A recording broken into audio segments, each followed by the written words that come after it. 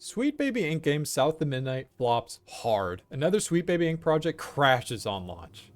It's another brutal blow for Sweet Baby Inc. and its embattled CEO Kim Belair. The company's latest narrative endeavor, South of Midnight, has officially launched, and the results are nothing short of disastrous.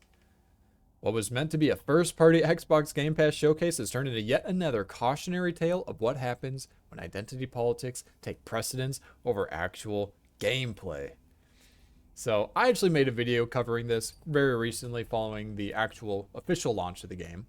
But I saw this article and I couldn't resist, so we're diving into it. Disastrous launch numbers speak volumes, while some defenders try to soften expectations by pointing to Game Pass availability. Yeah, this is what everyone does, by the way. They always go, oh, it's okay that sales were horrible and the game lost millions of dollars because Game Pass. Surely that'll make up the profit. Surely that'll make them break even, right, guys? No, it won't. On Steam, so one of the most reliable barometers of public interest, thank you, Gabe. Hail, Gabe Newell. South of Midnight has barely cracked 1,000 concurrent players on launch day. Smash JT, one of the most vocal independent gaming critics, noted that even a paltry 2,500 would have been embarrassing. This game didn't even come close. So here's the chart. This is actually very similar to the screenshot I took from my video, and the reason why is because you can see right here. So this is actually post-launch. You may have seen some videos of people saying, oh, 500, it's a total bomb. Those were kind of clickbaity, kind of, pre-launch videos, because that was early access, but so it doesn't really matter. But now we have the actual numbers. It's not much better, bros. I saw that right here. It started to drop, so I said, okay, maybe that's the peak, about 1,100. Turns out I was wrong. The peak was actually 1,400. Wow, it's saved. The game is saved. No, but alluding to my point, yeah, this was a total bomb. If you want to do some quick math, the game was worth about $40. I think that was the selling price, $40. Steam takes a 30% cut. So 1,200, 1,400 peak players. That's maybe 10,000, 15,000 people that bought the game on Steam.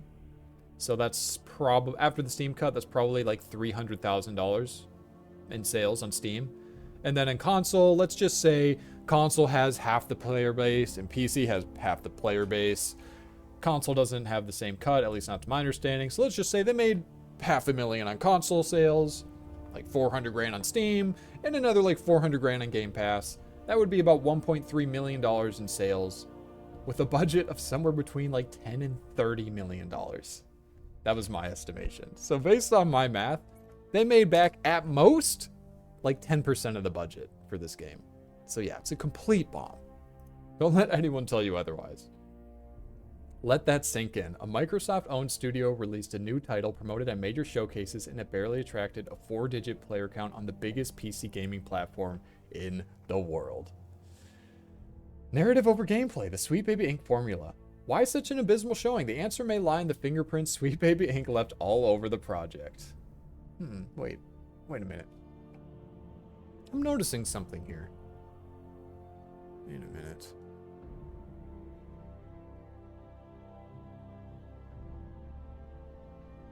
No, it must just be my imagination. Long known for their identity-driven narrative consulting, Sweet Baby Inc. has increasingly become the face of forced ideological storytelling in games. From character archetypes to dialogue tone, gamers have spotted a clear pattern. The gameplay takes a backseat to social agendas. And what I always say, gameplay is king. Gameplay, literally all I care about. I can play a game that has a dog shit story, but has amazing gameplay, and I'll love it. That's just how I am. But Sweet Baby Inc., they don't really care about gameplay. They don't even really care about stories. They just care about inserting female black protagonists into video games whenever they can. Let's be honest. From a character archetype to dialogue tone, gamers have spotted the pattern. Yep. And South of Midnight fits that pattern perfectly. Pattern, wait. I swear there's some pattern recognition happening here, but again, it must just be my imagination.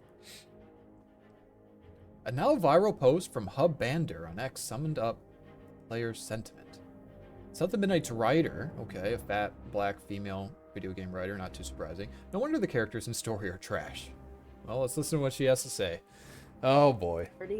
People who are very much saying I would definitely like to see more queer characters of color, Oh, not just um, just a white queer character. I would like to see more people that look like me. I think audiences okay. have a very So white queer people aren't good enough. We need black queer people. Then we'll reach the diversity quota. vocal minority of people who are very much against inclusion of anything that's not, as we said, like a cis straight white man. Us cis straight white men that are against DEI, we're just the vocal minority. That's what it is. Um, but our existences aren't political; they just are.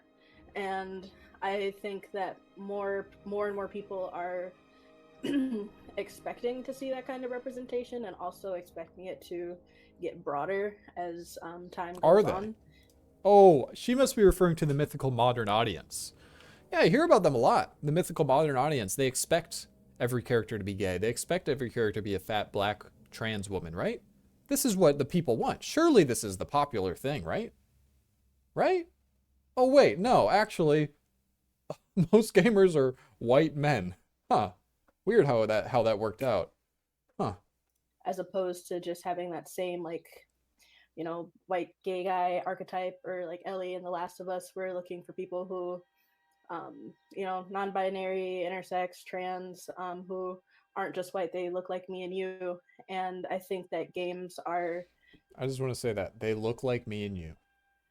So like she might be gay, non-binary, trans, I don't know, and there can be a white gay, non-binary, trans character. She can't relate to that character because that character isn't a black woman like she is. This is how people think apparently. It's impossible to empathize with someone unless they look exactly like you. No, that's never been the case. But people have been brainwashed into thinking this. Well, mainly black people, and it's no surprise why, but I'm not going to get into that here.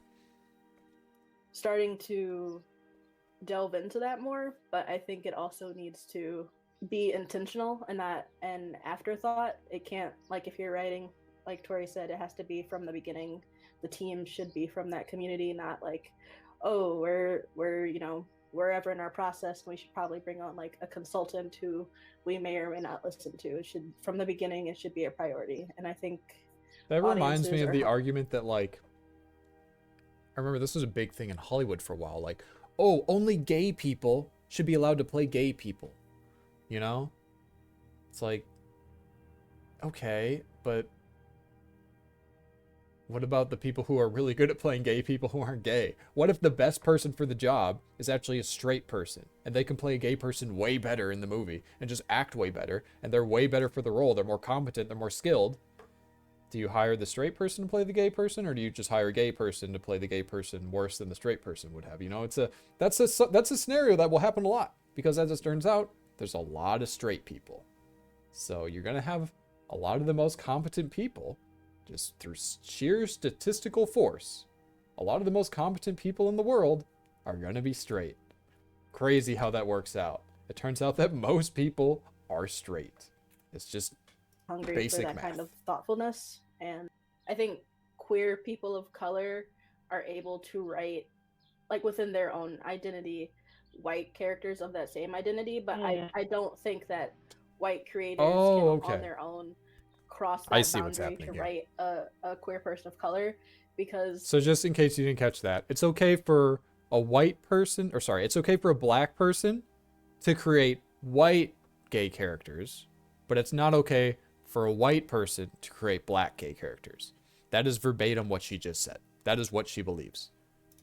as people of color, we have to exist within the framework of America's just like capitalistic, colonialistic Oh, okay. framework. Like, There's the our buzzwords. whiteness is the She's a standard. college educated And so, liberal. like, I understand your like culture, but like, come to a barbecue at my church or at my house or something and tell me like how well you can navigate that. And I bet it's not nearly as simple for you because you're not used to having to put on that kind of thing. And I think, and I agree with CC on that point. Wow. Making a point to try to insert myself into the community, not in like an aggressive way, but I want to be a writer and narrative designer. So I found someone relatively famous as a writer and narrative designer, and I literally went and followed probably 2/3 of the people they followed. Okay, I don't know what the ending clip was about, but Yeah, self-insert. This is what Sweet Baby Inc. is right here. This is a perfect example of the kind of employees that they have. Right? Identity over merit, self-inserting. You heard everything. She just explained everything verbatim. Oh man, I don't even have much more to comment. She said exactly what everyone's thinking, and she just said it plain in the open. South of Midnight's writer, no wonder the character and story are trash. The video in question features a long speech and the importance of inclusion and representation in gaming.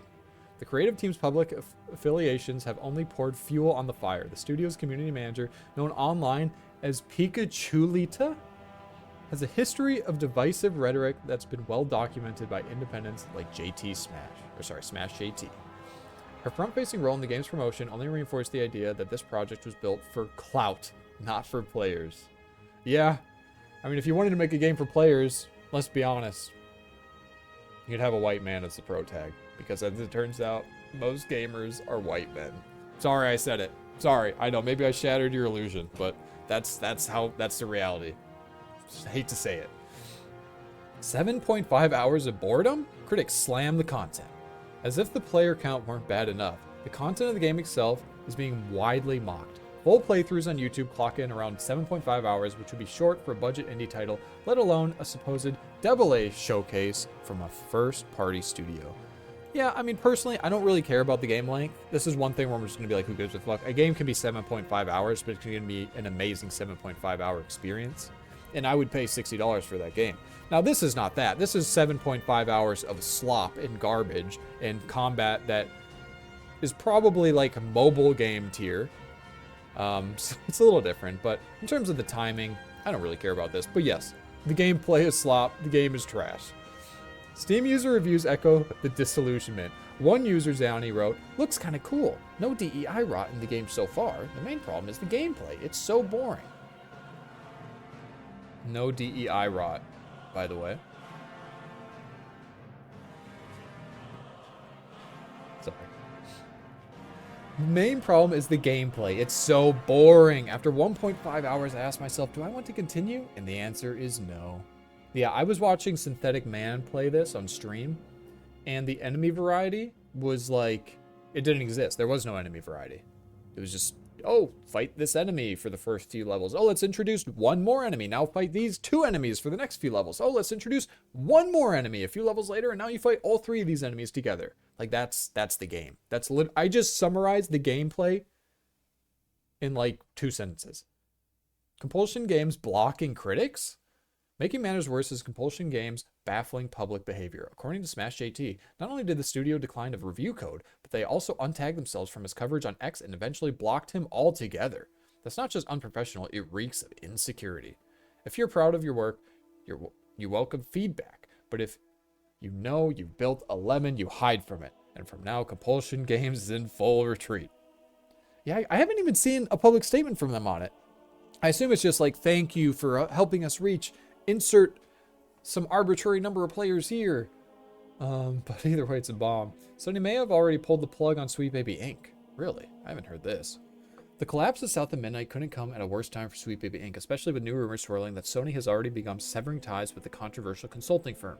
Yeah, when you consult with the firm, and every single time you consult with that firm, your game's fucking bomb, yeah, maybe you should cut ties with them. Maybe that'd be a good business decision. Although maybe they're being prevented by DEI policies from their own company. As previously reported, Gothic Therapy revealed that a verified insider claims PlayStation has started canceling project with Sweet Baby Inc. attached. A potentially massive shift from one of the industry's biggest players. That's her facial expression when every single gaming studio cuts ties with Sweet Baby Inc. According to the link, these weren't isolated decisions either.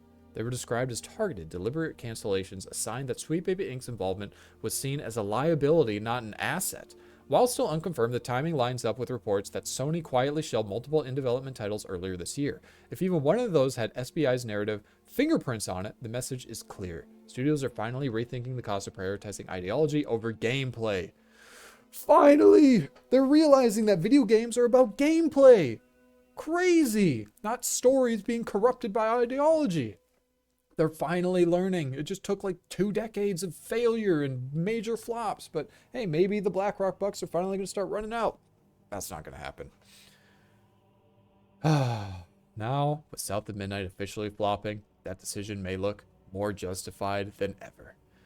Another loss for Kim Belair's empire. While the gaming press won't say it out loud, players already have Sweet Baby Inc. is becoming a liability. The pattern is too obvious to ignore. Every game they touch turns into underperforming, over-politicized mess. If South of Midnight was meant to be a turning point, it backfired spectacularly. I just want to point out again, this is kind of suspicious to me, but Asmongold, from the very beginning, he said this game looked good and that it didn't look woke, and then he played it and he said the gameplay is good and he actually genuinely likes the game. And I just had to say that. I'm baffled because I love Asmongold, and I need to know what's going on in his brain that he came to this conclusion. I don't know if he's bought and paid for by someone, but this is like, I'll die on this hill. What is he doing defending this game? Anyways, pattern is too obvious to ignore. Every game they touch turns into underperforming, over-politicized mess. I already read this, but yeah, it's true. As the industry quietly begins to question the role of narrative consultants, one thing is clear. Sweet Baby Inc. isn't just losing influence, they're losing the audience. Yeah, narrative consultants never should have existed in the first place. They only existed to push DEI practices and to get more black women involved in game development so they could push to higher ups and say, hey, look, we're being diverse and inclusive. That's why they existed. They never actually helped. Gamers never wanted it. The core audience never wanted it. Hell, the companies developing the games didn't even want it. It's just their higher ups forced them on it. And now they're finally realizing that, oh, this is actually way too costly for us to do. So we have to stop, even if it looks bad for us. So it's finally happening. Are you surprised that South of Midnight failed? Fuck no. This was the most obvious flop in like the last year. Let's see what they're saying. Phil Spencer must be sweating bullets. The Minecraft movie had a strong opening weekend, but ticket sales are not looking good just days later. All right, I don't care about this. There's no way to know for sure what's going on with them financially, since they're a Canadian company pushing. I guess, yeah. No doubt the Parmalan is going to. Yeah, that is another good point actually. They are a Canadian company, so even if they go under, guess what? The Canadian government is extremely cucked and extremely leftist, and they're definitely going to bail them out if they do so. But yeah, it's not looking good. I didn't realize how massive of an impact the South of Midnight flop had on Sweet Baby Inc., but this is great news for gaming. Like, gaming is healing. We're finally here. We've lived long enough to see the course correction begin. So I'm just happy to see it. It's going to take a long time. It's still a long ways to go before we finally get back to some normalcy in the gaming industry. But this is definitely a big shift in the right direction. I'm really happy to see this. So thanks for watching. If you want to see more videos like this, subscribe to my channel. I'm a new channel, so subscriptions go a really, really long way. And yeah, peace.